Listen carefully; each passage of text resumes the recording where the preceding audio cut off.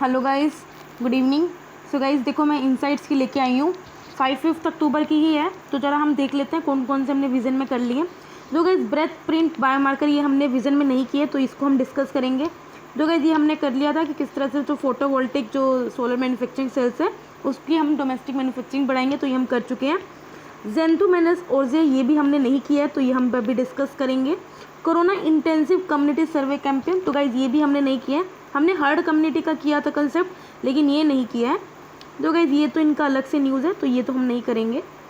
Implication of China's climate commitment ये भी हमने नहीं किया, तो ये हम कभी डिस्कस करेंगे।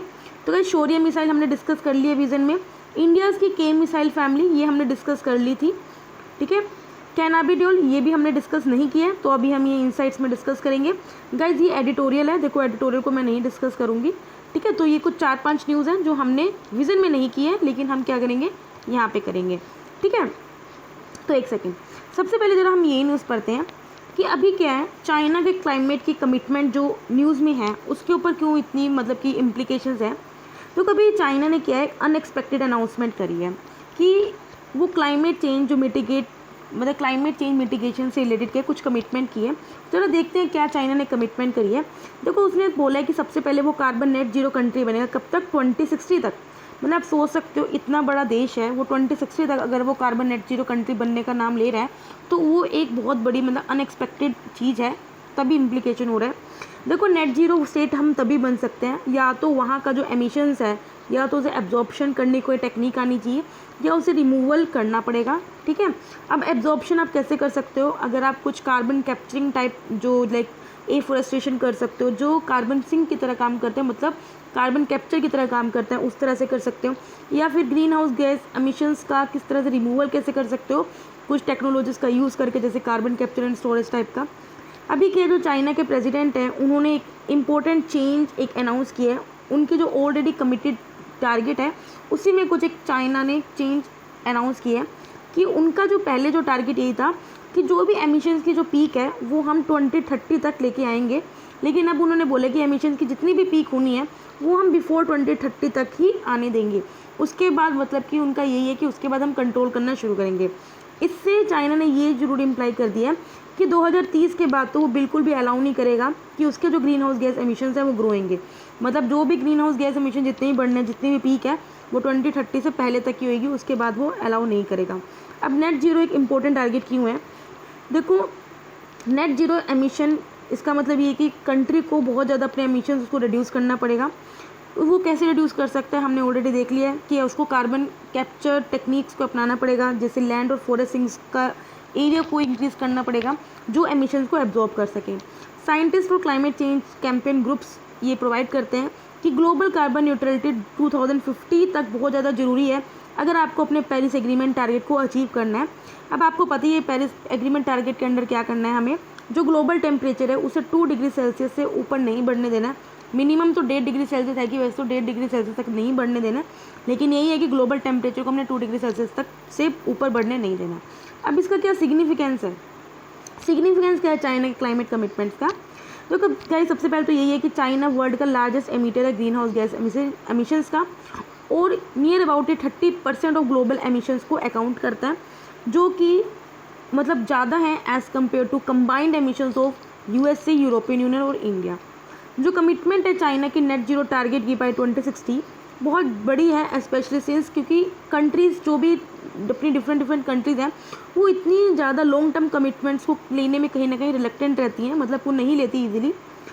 अगर क्लाइमेट एक्शंस हमने सही में क्लाइमेट चेंज करना है वो बहुत ज़्यादा क्रूशियल है अगर हमको पेरिस एग्रीमेंट टारगेट को अचीव करना है। क्यों, क्योंकि मेनली जो कार्बन एमिशंस हैं मोर देन हाफ जो हमारा वर्ल्ड का जो एमिशंस है वो 4 कंट्री से ही आता है, चाइना, यूएसए, यूरोपियन यूनियन और इंडिया, ठीक है। तो इसलिए बहुत ज़्यादा ज़रूरी है।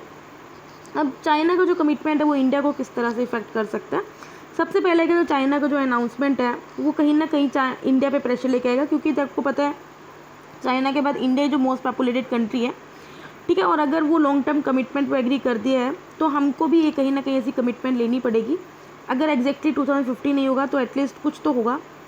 साथ में क्या है, इंडिया ना इतनी जो लॉन्ग टर्म कमिटमेंट है उसको हमेशा लेने में रेजिस्ट रहता है। क्यों, वो पहले ये बोलता है कि इवन जब डेवलप्ड कंट्रीज़ हैं वो अभी तक ऐसी कमिटमेंट नहीं ले पाई, तो भी मैं कैसे ले लूँ। इंडिया के ओनली G20 कंट्री है जिसके जो एक्शंस हैं वो मतलब कि उस रास्ते पे हैं कि वो 2 डिग्री गोल को अचीव कर सकती है, जबकि और डिफरेंट जो डेवलप्ड कंट्रीज़ हैं वो अभी 1.5 डिग्री गोल के ही एफर्ट पे मतलब कि अचीव करने वाली हैं। जो भी साइड इफेक्ट होगा चाइना के डिसीजन का वो कहीं ना कहीं इंक्रीज करेगा divergence in the position of India and China at the climate negotiation. ठीक है, सो गाइस आई होप आपको समझ में आया होगा। नेक्स्ट न्यूज़ पे पढ़ते हैं, why cannabidiol is in the news. जो गाइस ये जो कैनाबिडायोल है, कैनाबीज है मतलब कि लाइक ड्रग होता है, लाइक गांजा टाइप। ठीक है, तो उसी से ऑयल बनाया गया है, उसकी पत्तियों से, इन सब से। रिसेंटली किया है, कुछ इंस्टेंसेस आए हैं कि जो CBD ऑयल है उसे लीगलाइज किया जाए। अब CBD ऑयल कैसे बना है? सबसे पहले ये कैनाबीस जो प्लांट है उसके एक्सट्रैक्ट से इसको बनाया गया है। इसमें मेनली 2 एक्टिव सब्सटेंसेस हैं, एक तो CBD है दैट इज़ ऑफ कोर्स मतलब कि कैनाबीस तो होगा ही, साथ में इसमें डेल्टा-9 टेट्राहाइड्रोकैनाबिन ऑयल भी है। जो CBD ऑयल है इसको मेनली हम जिसमें जो CBD है उसको हम किससे एक्सट्रैक्ट करते हैं? कैनाबीस के प्लांट से एक्सट्रैक्ट करते हैं। फिर उसके बाद हम उसको क्या करते हैं, किसी ऑयल के साथ मिक्स कर देते हैं, डाइल्यूट कर सकते हैं। किसी भी कोकोनट ऑयल या हेम्पसीड ऑयल से हम क्या कर सकते हैं, उसको मिक्स कर देते हैं। जो इस ऑयल का क्या इफेक्ट मेनली ब्रेन पे पड़ेगा, ये करता है जो भी मतलब केमिकल्स हैं उनके ब्रेकडाउन को प्रिवेंट करता है। ठीक है, जिसकी वजह से पेन या फिर आपके मूड या मेंटल फंक्शन पे इफेक्ट पड़ता है। ये सिर्फ पेन ही नहीं रिड्यूस करता बल्कि जो आपको अगर स्ट्रेस है उसको भी रिड्यूस करता है, और जो भी आपके जो साइकोटिक सिम्टम्स हैं, जो भी आप मतलब कि मेंटली जो भी सिम्टम्स हैं उनको रिड्यूस करता है। ठीक है, या फिर जैसे एलिप्सी मतलब जैसे दौरे वगैरह पड़ना, इन सब कंडीशन को क्या करता है, ये ट्रीट करता है एक तरह से। अभी रेगुलेशन किया अगर CBD ऑयल को, क्या इंडिया में क्या रेगुलेशन है? देखो अभी narcotic drug and psychotropic substance act के अंडर उसने क्या है, देखो आपको पता है जो narcotic drug and psychotropic substance है उन्होंने कैनाबीस के यूज़ को क्या कर रखा है, प्रोहिबिट कर रखा है। मतलब कि अगर रिक्रिएशनल यूज़, मतलब कि अगर आप उसको एज अ प्लेजर यूज़ करना चाहते हो जस्ट फॉर इन्जॉयमेंट, ठीक है, नशे फलाना ढिमकाना के लिए, तो उसका प्रोहिबिट है। लेकिन ये जो एक्ट है वो कैनाबिस प्लांट की लीव्स और सीड्स पे अप्लाई नहीं होता। ठीक है, तो CBD ऑयल जो भी मैन्युफैक्चर्ड होता है वो उसके लिए एक लाइसेंस इशू होता है, जो कौन इशू करता है, ड्रग्स एंड कॉस्मेटिक एक्ट 1940, जो कि लीगली यूज़ कर सकते हैं। ठीक है, तो आई होप गाइज आपको समझ में आया होगा। नेक्स्ट पे पढ़ते हैं अपना, वाई कोरोना इंटेंसिव कम्युनिटी सर्वे कैंपेन। ये न्यूज़ में क्यों था? देखो अभी क्या है, रिसेंटली छत्तीसगढ़ गवर्नमेंट ने ये कोरोना इंटेंसिव कम्युनिटी सर्वे कैंपेन को लॉन्च किया। इसके अंडर क्या किया, देखो डोर टू डोर सर्वे किया है, जिसमें ये किया कि जो पेशेंट्स को आइडेंटिफाई किए जिन पे कोरोना के सिम्टम्स हैं, दोनों रूरल और अर्बन एरियाज़ में। इनका ऑब्जेक्टिव यही था कि कोरोना पेशेंट्स को आइडेंटिफाई किया, जितना जल्दी हो सके उनको आइडेंटिफाई किया जाए, और ताकि जो कम्युनिटी ट्रांसफर है उसको रोका जाए, दोनों अर्बन एरियाज़ में भी रूरल एरियाज़ में। इस कैंपेन के थ्रू है कि स्टेट गवर्नमेंट अपना बेस्ट कर रही है ताकि हम जो कोरोना इन्फेक्शन की जो चेन है उसे ब्रेक कर सकें, और जो कोरोना पेशेंट्स हैं या जो डाउटफुल पेशेंट्स हैं उन्हें पहले ही आइसोलेट करें। इस सर्वे के दौरान टीम्स क्या कर रही हैं, हाउसेस में डोर टू डोर विजिट कर रही हैं, वहाँ के लोगों की इन्फॉर्मेशन कलेक्ट कर रही हैं कि अगर वो उन सिम्टम्स से सफ़र कर रहे हैं जैसे फीवर, कोल्ड, कफ या ब्रीथलेसनेस से। इसमें कौन कौन इंक्लूड हैं जो सर्वे कंडक्ट कर रहे हैं, जैसे आंगनवाड़ी वर्कर्स हो गए, मितानिन्स हो गए या हेल्थ वर्कर्स हो गए, या फिर पंचायत या रूरल डेवलपमेंट डिपार्टमेंट या अर्बन एडमिनिस्ट्रेटिव डिपार्टमेंट का जो स्टाफ है जो भी सर्वे के द्वारा डिप्लॉय किया है वो सब इसको इंक्लूड है। ठीक है गाइस, नेक्स्ट बढ़ते हैं, वाई ब्रेथ प्रिंट बायोमार्कर। ये न्यूज़ में क्यों था? देखो इसमें 2 चीज़ें समझने वाली, ये ब्रेथ प्रिंट क्या है, बायोमार्कर क्या है। देखो बायोमार्कर मेनली क्या होते हैं, जो भी बायोलॉजिकल मेजर, लाइक सपोज अगर आपका BP क्या है, पल्स रेट है, वो क्या है, वो आपकी बायोलॉजिकल कुछ मेजर है, मतलब कि आपकी बॉडी का कुछ मेजरमेंट बता रहा है, तो उसी को हम बोलते हैं बायोमार्कर। अभी ब्रेथ प्रिंट क्या है, ये एक टेक्नोलॉजी है। ठीक है, तो अभी रिसर्चर्स है कहाँ के, SN Bose national centre for basic sciences, उन्होंने एक न्यू मतलब कि एक पैरामीटर सर्च किया जिसका नाम दिया बर्थ प्रिंट। ठीक है, जैसे ब्लड प्रेशर एक पैरामीटर है, पल्स एक पैरामीटर है, उसी तरह एक बायोमार्कर मतलब कि एक इन्वेंट किया जिसका नाम है ब्रेथ प्रिंट। ठीक है, एक पैरामीटर है that is a breath print. तो ब्रेथ प्रिंट होता क्या है? देखो इसमें ये बताया है, जैसे आप लोग सांस लेते हो, ब्रेथ का मतलब ही होता है सांस लेना। जब आप सांस छोड़ते हो, व्हेन यू एक्सहेल्ड, मतलब व्हेन यू इनहेल्ड, तो जब आप एक्सहेल्ड करते हो तो आप मतलब कुछ heavy water, semi heavy water release होता है। देखो आपको पता है गाइस, एक तो सिंपल वाटर होता है, एक होता है heavy water that is the DTO, एक होता है semi heavy water that is the HDO। ठीक है, तो जब आप ब्रेथ को एक्सहेल करते हो तो एक सेमी हैवी वाटर रिलीज होता है। ठीक है, तो उस सेमी हैवी वाटर से हम डायग्नोस करेंगे कि क्या उस वाटर के अंदर, that is semi heavy water के अंदर, क्या ये बैक्टीरिया प्रेजेंट है, दैट इज़ द हेलिकोबैक्टर पायरोली।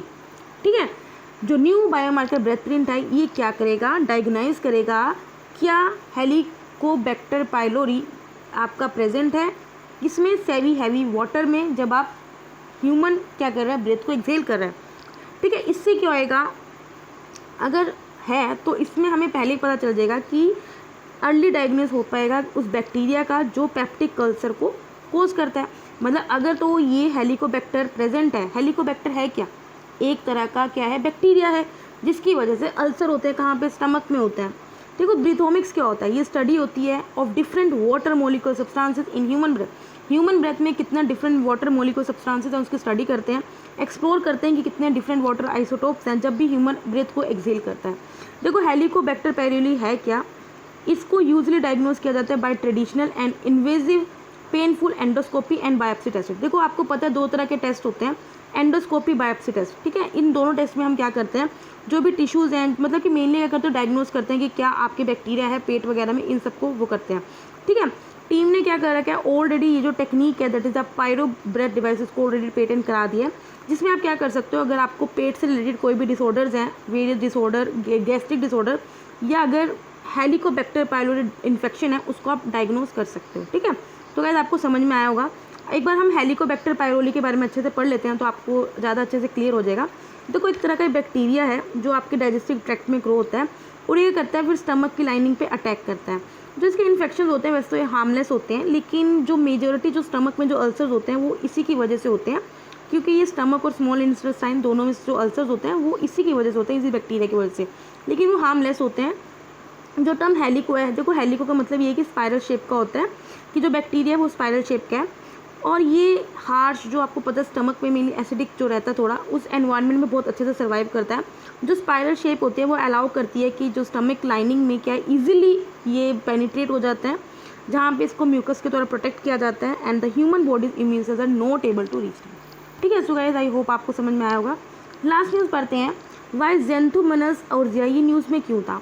जो कि अभी के रिसर्चर कहाँ के centre for plant molecular biology Hyderabad के, वो किस पे काम कर रहे हैं। देखो गाइस एक जू बैक्टीरियम होता है जो किसको, राइस की जो ईल्ड है उस पर बहुत ज़्यादा नुकसान पहुंचाता है, ठीक है। तो वो क्या करना चाहते हैं कि राइस की जो ईल्ड है उस पर नुकसान ना हो, क्योंकि ये बैक्टीरिया क्या करता है, राइस को नुकसान पहुंचाता है। तो उस नुकसान को एड्रेस करने के लिए क्या किया जा रहा है, जैसे प्लाज्मा थेरेपी आपको कोविड इन्फेक्शन से सही करने के लिए करा है, उसी तरह इन्होंने क्या किया है कि जो राइस, जो ऑलरेडी इन्फेक्टेड राइस है, उसकी सेल वॉल से हम कुछ मॉलिक्यूल्स को डेवलप करेंगे, या फिर जो जू बैक्टीरिया है उसके खुद के ही मॉलिक्यूल्स से हम क्या करेंगे, कुछ डेवलप करेंगे जो क्या करेगा, राइस को रेजिस्ट रखेगा उन बैक्टीरिया से। अब टीम डेवलप कर रही है न्यू डिजीज़ कंट्रोल स्ट्रेटजीज, जिससे क्या कर सकें हम उस प्लांट की, राइस प्लांट की इम्यूनिटी बढ़ा सकें।